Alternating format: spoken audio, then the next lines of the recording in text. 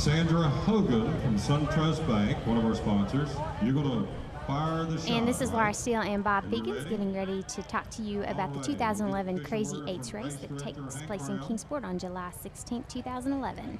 It's the 22nd running of the Indian Path Medical Center SunTrust Bank Crazy Eights race, and got a great field this year, Laura. All of them trying to vie for the Crazy Eights title, and of course, the world record of 22:02. That's right. They want to pry that $10,000 check out of John T. Williams and the Regional Eye Center's hands, if at all possible. Let's listen to Tom Taylor get them started. To give the command, here's FunFest Chairman, Mr. Monty. Runners, set, go! And here they go.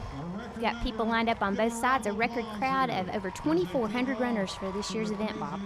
We do, Laura, more than 2,400 running down Fort Henry Drive right now with about the 20 elite athletes, of course, the 20 elite runners out in front. And, of course, Shadrach Koski is back to defend his Crazy Eights title, which he won last year in 2010 with a time of 22:27, but of course he's aiming for that mark of 22:02, the world record. Yes, he'd love it. He'd love to get that. Peter Gatuka, of course, set that record in 1996 on the previous version of this course. The current one that these runners are on has been going since 2006 and has still managed to yield several of the fastest times in the world for the 8K.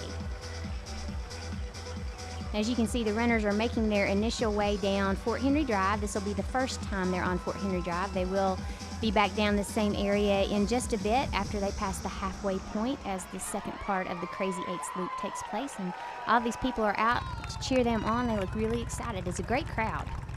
5 of the best times in the world have been set here in Kingsport of the Crazy Eights. And now, Laura, we are turning onto Eastman Road. And the runners are running at a good clip. They were all very excited about the weather forecast for the evening. You know, last year, if you'll recall, we had that thunderstorm right before the race started, which caused the temperature to drop a little bit, but then the humidity skyrocketed. And tonight, we have really nice temperatures in the very low 70s, and the humidity seems relatively low as well. It is. We had the opportunity to talk with several of them earlier today, and they were all very excited about the lower temperatures and said this is the type of weather they like to run in, and many of them are returning this year, and we have several first-timers, and we'll talk about all of them as we go along tonight at the Indian Path Medical Center SunTrust Bank Crazy Eights, the world's fastest 8K. It was interesting to hear how some of them actually train in the hotter weather. You know, several of the athletes train in New Mexico, and they do that not only for the altitude but also for the heat. And then we talked to at least one athlete who also trains in Atlanta, Georgia. You know, that is a steamy training ground right there. So this weather is a welcome relief to him. One would think. You would think he would. That's actually Ruben Way, whose wife Ruth is joining us on the truck tonight, because she's not only his wife of 6 months now, but also his trainer. That's right. You can hear her yelling things to Ruben as the race goes on. She is certainly engaged in wanting him to do well. It seems like we have a pack of probably around 15 to 20 runners right now as they turn onto Pinola, and they see all these really pretty luminaries that have been set out along the streets. Thanks to Oak Hill Memorial Park Funerals and Cremations for providing the luminaries, and our good friend Alderman Jantry Shoup, who is a great community leader and supporter of this community, and thousands of people lining the route tonight. There were thousands down at the stadium, at J. Fred Johnson Stadium, where the race started, but there are thousands that always come out and line the route and cheer on the runners. Yeah, the neighborhoods definitely get into this, and they love it, and they even have some of the neighborhoods set up their own water stops. Of course, there are some water stops that sponsors are very kind to put out, but the neighbors take their own initiative to put out water and squirt guns and try to keep the athletes cool as they're coming through there. Bob, we probably should take a moment just to thank some of the sponsors who've helped make this race possible. That's right. Of course, the main sponsors are Indian Path Medical Center and SunTrust Bank. We always appreciate them for sponsoring the Crazy Eights. And as we mentioned earlier, the Regional Eye Center, who is sponsoring the $10,008 Crazy Dollars world record purse, and Gastroenterology Associates, who will pay out the $5,000 to the winner tonight. That's the Dash for the Gold purse. Potential $15,000 take-home prize tonight for the winner, and if the winner sets the world record. That's not bad for 22 minutes of work. No, it's not at all. And, of course, Crest Point Health, Wellmont CVA, Houston Medical Group, and Eastman Credit Union, some of our other main sponsors, as we come down about the halfway point now, a little bit beyond the halfway point down Pinola Avenue. And we also want to thank McDonald's of Greater Kingsport, Performance Medicine. Dr. Tom Rogers, you can see him on the bike here during some of the screenshots, who's pacing the runners for us. Bill Gatton Honda and Fit RX of Johnson City. Speaking of pacers, they're providing pace setters throughout the race for the other people who may not be on world record pace, but still wanting to set a personal best. That's right. And Laura, we are coming up on the 1 mile mark, and we have now hit the 1 mile mark. We are at 4:24 at the 1 mile mark. And it should be noted that 4:24 is about 1 to 2 seconds ahead of world record pace. And let's thank some of our other sponsors as well. Food City, of course. Food City seems like they sponsor everything in this community. Salsaritas, Culligan, Charter Media, which hosts our show, Kingsport Chamber Zone, Yep. Oak Hill Memorial Park Funerals and Cremations, and Dashboard Audio. We also want to thank Todd Freeman Audio for providing the sound that the people in the stadium and along the route can hear. And we want to thank Bill McSpadden with McSpadden Video and Animation for providing the audio and visual that you're seeing and hearing right now. And for putting up with us. That deserves special recognition. And we should also mention we've just turned on to Garden Drive now. Garden Drive, and we have about 10 to 15 of the elite runners still in a pack, all running together. And you will probably see that for a while throughout the race. Yeah, they like to stick together. That's what some of them were also telling us beforehand. They like to run in clusters, kind of in a group, instead of one person just taking the lead the whole time. Let's thank some of our VIP sponsors while we have a moment here. John Mather Dentist, Mountain Region Family Medicine, and UBS Financial Services. And Hope Haven and First Bank and Trust also fall into that VIP sponsors category.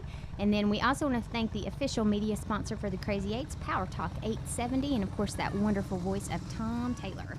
You got to love Tom Taylor. He's been hosting a lot of the festivities throughout the day here at the Crazy Eights, and got the runner started just about 6 minutes ago, as we're coming up on the 6-minute mark here in the Crazy Eights. And as you can see right there, we have Julius Koski-Kibbet, who is leading the group right now.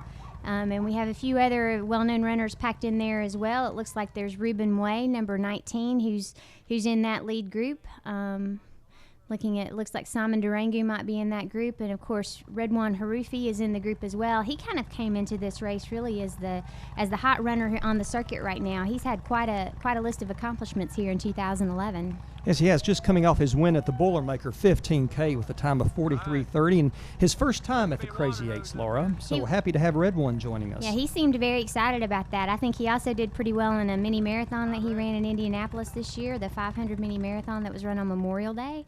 And won that, I think, along with the Cooper River Bridge Run. He did. He also won the 100th Bay to Breakers 12K, making him the first non-Kenyan male to win that. Of course, Red One's from Morocco, so. Yeah, and one of the runners who trains in New Mexico. And Bob, I think we're on an incline right now, so that means one thing to me. What does it mean to you? Well, it means that we must be coming up Gatuka Hill. That's right, we are. We're on Gatuka Hill, and this is the place where Peter Gatuka really separated himself back in 1996, and where I think Hank Brown with Rerun Events, the producer of the Crazy Eights, realized at that point that there was the possibility there would be a world record set that night. And indeed it was. And of course, Crazy Eights holds both the men's and women's world record for 8K. Sorry about, didn't mean to interrupt. One of the few races in the world that holds both gender world records. And we've now turned onto Center Street, coming up Center Street. And it looks like runners have dropped off on their time just a little bit, but that's really to be expected considering the incline that you have both there with Gatuka Hill on Wilcox Drive and the incline that you have, the slight incline that you have on Center Street. But the road's getting ready to level out, and I would expect them to make quite a bit of time up as they get ready to make the turn from Fort Henry Drive back onto Center Street, or from Center Street back onto Fort Henry Drive, and hit that 2-mile mark. So as you can see right now, we've got Simon Durango, who's in the lead, and Julius Koski-Kibbet, who's still hanging there as well. Richard Candy is in there, along with Shadrach Koski, the defending champ, and Patrick Cheptoik. Simon Durango, of course, won the Crazy Eights in 2007 with a time of 22:15, and won the Cooper River Bridge last year. So placed 6th at the Boilermaker this year. We have a lot of the Boilermaker runners who placed, I think, 6 of the top 7 from the Boilermaker race are running in the Crazy Eights this year. Indeed, and we've got the top 4 finishers from the Boilermaker that took place last weekend, and several of these runners also just ran the Peachtree 10K in Atlanta just a couple of weekends ago as well. So certainly a great crowd that got attracted here. One of the things the runners had told us was that everybody in the running circuit knows about the Crazy Eights and knows about the world record here. It is world famous. World famous, and they all want to run in it. We're coming up on the 2-mile mark here at Mayfair United Methodist Church, so about to hit the 2-mile mark, and we'll see how they're doing in terms of world record pace.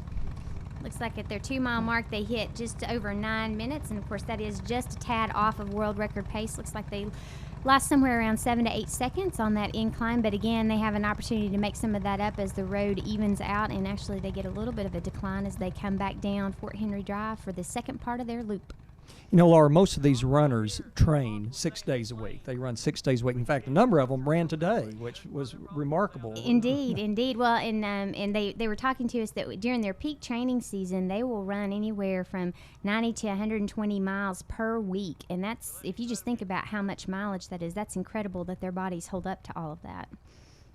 And as you can see them coming down Fort Henry Drive right now as they're about to make their entryway back into the halfway point of the Crazy Eights, we still have a pretty good pack together there. It looks like we've got about 8 runners who are in this lead pack right now. Simon Durango is still holding tough up there in front, and you can see that Stephen Mwange is sort of making a push there to get toward the front as well, and we still have Julius Kibbett who's hanging out there in the lead pack.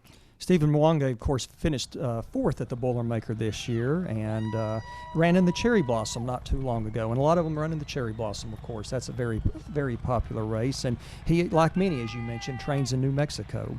But can we talk about one of the runners yet we haven't talked a lot about yet, and that's Festus. And we're not talking about Fun Fest mascot Festus, although he may be on the course somewhere.